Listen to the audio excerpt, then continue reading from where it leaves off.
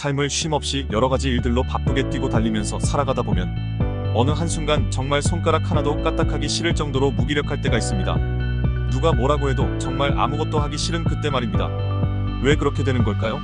살기도 싫고 삶의 의욕도 없는 상태지만 죽도록 아무것도 하기 싫은 상태, 죽는 것조차도 귀찮은 지경에 이르게 됩니다. 바로 무기력증입니다. 무기력증을 이겨내기 위한 삶의 변화를 위한 가이드 한번 들어보세요. 무기력증은 일상생활에서 의욕이 없고 아무것도 하고 싶지 않은 상태를 말합니다. 이러한 상태는 일시적일 수도 있지만 장기적으로 지속되면 개인의 삶의 질을 크게 저하시키고 심리적, 신체적 건강에 악영향을 미칠 수 있습니다. 따라서 무기력증을 이겨내고 삶을 변화시키기 위한 종합적인 접근이 필요합니다. 다음은 무기력증을 극복하고 활기찬 삶을 되찾기 위한 다양한 방법에 대하여 알아보겠습니다. 먼저 무기력증의 원인을 파악해보아야 합니다. 무기력증을 극복하기 위해서는 먼저 그 원인을 이해하는 것이 중요합니다. 다음과 같은 다양한 요인들이 무기력증을 유발할 수 있습니다. 신체적 요인이 있을 수 있습니다. 불균형한 식단으로 인해 필요한 영양소가 부족하면 에너지 수준이 낮아질 수 있습니다. 수면의 질이 떨어지거나 충분히 잠을 자지 못하면 피로감과 무기력함이 증가할 수 있습니다. 만성적인 건강 문제가 있는 경우 신체적 피로와 무기력감을 초래할 수 있습니다. 심리적인 요인이 있을 수 있습니다. 과도한 스트레스는 정신적, 신체적 에너지를 소모시켜 무기력감을 유발할 수 있습니다. 우울증은 무기력증의 주요 원인 중 하나로 흥미와 의욕을 잃게 합니다. 불안감이 높을 때 모든 일에 대한 동기부여가 떨어질 수 있습니다. 환경적인 요인입니다. 일상생활이 단조롭고 반복적이면 지루함과 무기력감을 초래할 수 있습니다. 또한 사회적 관계가 부족하면 정서적 지지 부족으로 인해 무기력감을 느끼기 쉽습니다. 무기력증을 극복하기 위한 첫걸음은 작은 목표를 설정하는 것입니다. 큰 목표는 오히려 부담감을 주어 더 큰 무기력감을 초래할 수 있습니다. SMART 목표 설정 기법을 활용할 수 있습니다. 목표는 구체적이어야 합니다. 예를 들어 운동하기보다는 주 3회 30분씩 걷기처럼 구체적으로 설정합니다.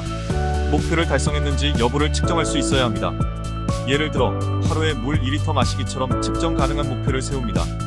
현재 자신의 상황에서 달성할 수 있는 목표를 설정해야 합니다. 너무 높은 목표는 오히려 동기를 잃게 합니다. 자신의 삶에 있어서 중요한 목표를 설정합니다. 예를 들어 건강을 개선하기 위해 운동 목표를 세우는 것처럼 자신에게 의미 있는 목표를 설정합니다. 목표에 시간 제한을 두어 언제까지 달성할 것인지 명확히 합니다. 규칙적인 신체 활동으로 극복할 수 있습니다. 운동은 신체적, 정신적 건강에 모두 긍정적인 영향을 미칩니다. 규칙적인 운동은 에너지 수준을 높이고 기분을 개선하며 스트레스를 줄이는 데 도움이 됩니다. 매일 30분 정도 빠르게 걷는 것은 시작하기 좋은 운동입니다. 체력이 좀 더 있는 경우 달리기를 시도해보세요. 실외 자전거 타기나 실내 자전거 운동 모두 좋은 선택입니다. 팔굽혀펴기, 스쿼트, 플랭크 등 별도의 장비 없이 할 수 있는 근력 운동도 실행하기 좋습니다. 웨이트 트레이닝이나 기구를 이용한 운동을 통해 근력을 강화할 수 있습니다. 요가는 유연성을 높이고 정신적 이완에도 큰 도움이 됩니다. 간단한 스트레칭 운동도 신체 이완과 스트레스 해소에 도움이 됩니다. 건강한 식단은 에너지 수준과 기분에 직접적인 영향을 미칩니다. 다음과 같은 식습관을 유지해보세요.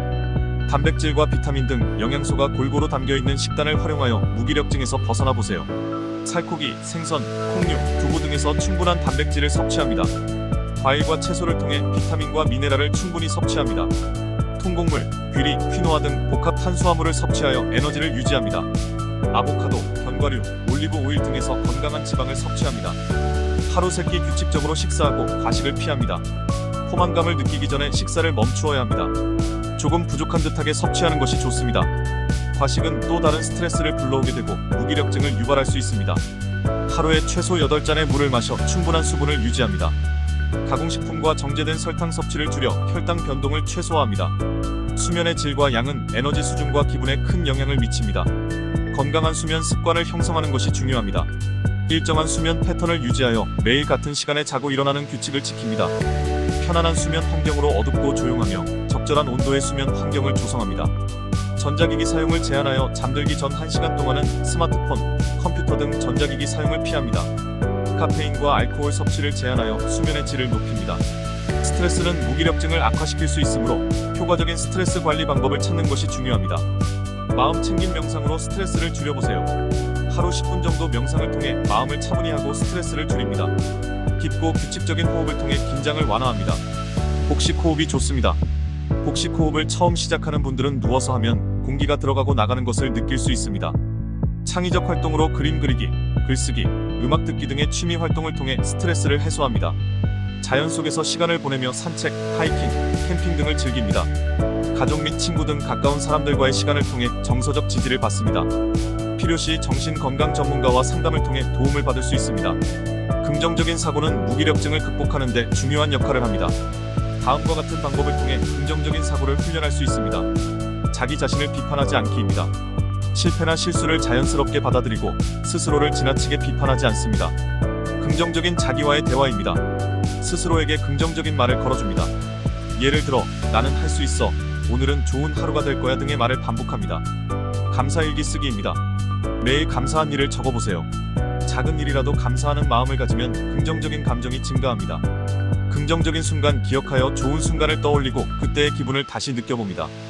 무기력증을 극복하고 더 나은 삶을 살기 위해 장기적인 목표를 설정하고 지속적으로 자기 개발을 해나가는 것이 중요합니다. 자신이 원하는 미래의 모습을 그려보고 장기적인 목표를 세우고 이를 위해 필요한 단기 목표를 설정합니다. 실현 가능한 계획을 세워 구체적으로 차근차근 실행해 나갈 수 있습니다. 아무것도 하기 싫을 때는 다양한 원인이 있을 수 있으며 이를 해결하기 위해서는 원인을 파악하고 다양한 방법을 시도해보는 것이 중요합니다.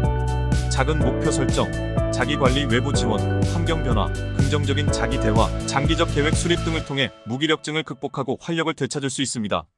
중요한 것은 작은 변화부터 시작해 꾸준히 실천하는 것입니다. 자신을 이해하고 스스로에게 긍정적인 변화를 주기 위한 노력을 계속한다면 점차 아무것도 하기 싫은 감정을 극복할 수 있을 것입니다.